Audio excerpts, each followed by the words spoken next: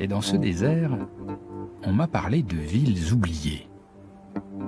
Les mystères du Sahara, ça me fascine. Je descends du côté de la ville de Chinguetti.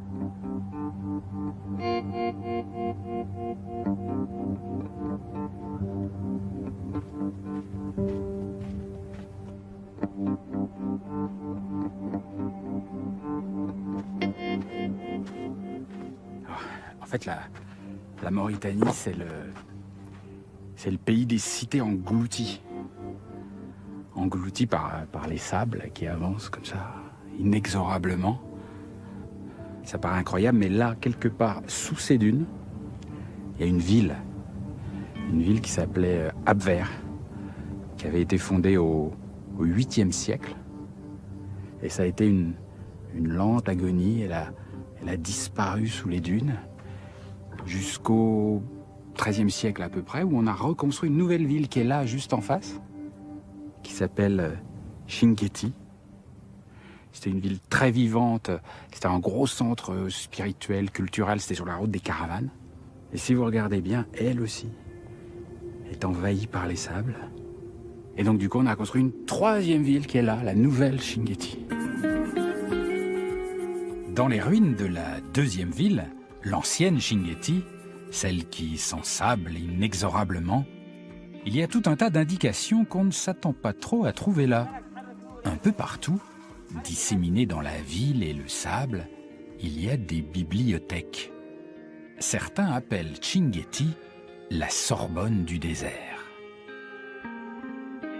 À la grande époque des caravanes, des marchands, mais aussi de nombreux pèlerins et savants s'y croisaient et s'y installaient même. Des universités coraniques y ont été créées et aujourd'hui encore, derrière les murs desséchés, se cachent des trésors. J'ai rendez-vous avec Saïf, l'un des maîtres des lieux. Bonjour. Ah, bonjour mon ami. Bonjour. Vous êtes Saïf? Ah oui, c'est moi. Ça va? Enchanté. Ouh là, je vais vous aider. Enchanté. Vous aviez l'air très pensif. Enchanté, enchanté. J'essaye d'être un peu sage. C'est vrai? Et est-ce que vous réussissez?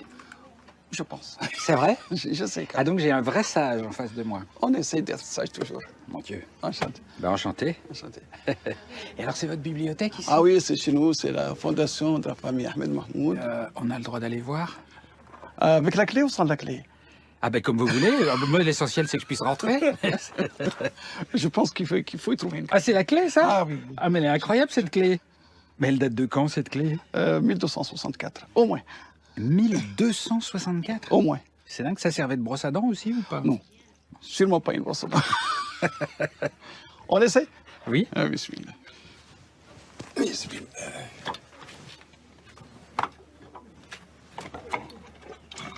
Et ça marche qu'avec la clé? Qu'avec la clé. Même si on secoue sans la clé, ça sans marche la pas? clé, il faut alerter le franchement qui doit démonter la serrure en cas de perte de clé. Sans la clé, c'est pas possible. D'accord. Mais avec la clé, c'est bien possible. Ah ouais. Et des mêmes clés sont toujours trouvables au Yémen, d'origine d'ailleurs, à côté au Maroc, ici, et même au pays de Gon, au Mali. Un touriste pense que c'est peut-être l'origine des cartes perforées. Ça m'étonne un peu, mais... Et là, je peux entrer? Bien sûr, on va rentrer tous. Ça, c'est la caverne au trésor. Mais attends que je rentre le premier. Ça va? Oui, c'est bon, c'est bon. Jusqu'à présent, c'est bon.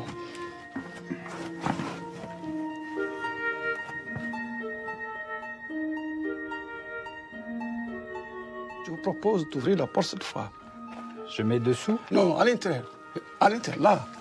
Ouais, vous n'avez pas... J'ai pas bien... Ah oui, pardon, excusez-moi.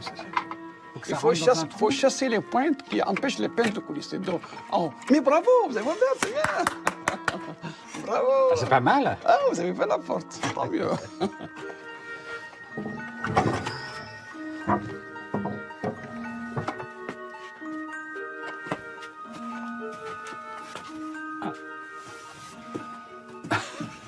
Et je m'attendais pas à ça. Oui. Je m'attendais à une bibliothèque avec des livres. Oui, les livres sont là. Les livres sont protégés dans des boîtes d'archives. Pour garder contre la termite, contre la poussière. C'est une mesure de protection. Ils sont là, croyez-moi, ils sont dans des boîtes d'archives. Et je peux en voir un? Bien sûr. Mais il faut que je prenne mes gants.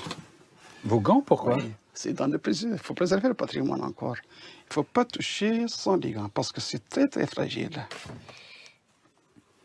Oh là là. Ça, c'est quelle époque?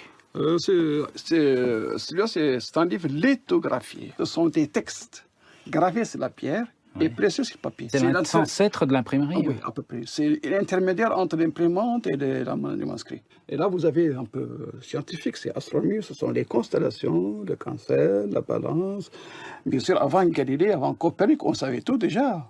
On savait que la Terre est ronde et que tourne, bien sûr, autour de la Terre, autour du Soleil. Attendez, vous voulez dire qu'ici, avant Galilée, on savait déjà que la Terre était ronde? Bien sûr, bien sûr, bien sûr. Bien sûr. Ah oui? Ah, bien sûr. On dit que les Arabes sont parmi les premiers enseignants dans ce monde. Et là, c'est déjà la représentation? Ça, ce sont les constellations, les cancers, la balance et d'autres constellations. Chinguetti est une ville d'érudits. Elle compte encore aujourd'hui une dizaine de bibliothèques familiales. Les plus vieux ouvrages dateraient du IXe siècle. Certains d'entre eux sont des manuscrits sur peau de gazelle. Il y a beaucoup de livres religieux, mais aussi de sciences, de littérature et de poésie. Bonjour.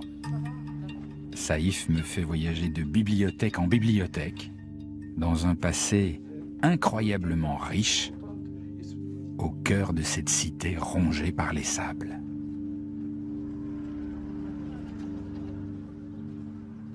Il y a beaucoup de sable.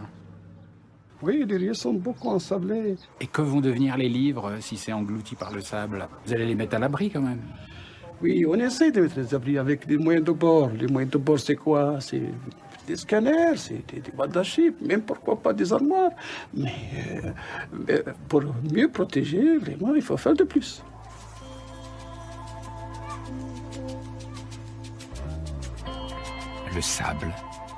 Le sable partout, tout le temps.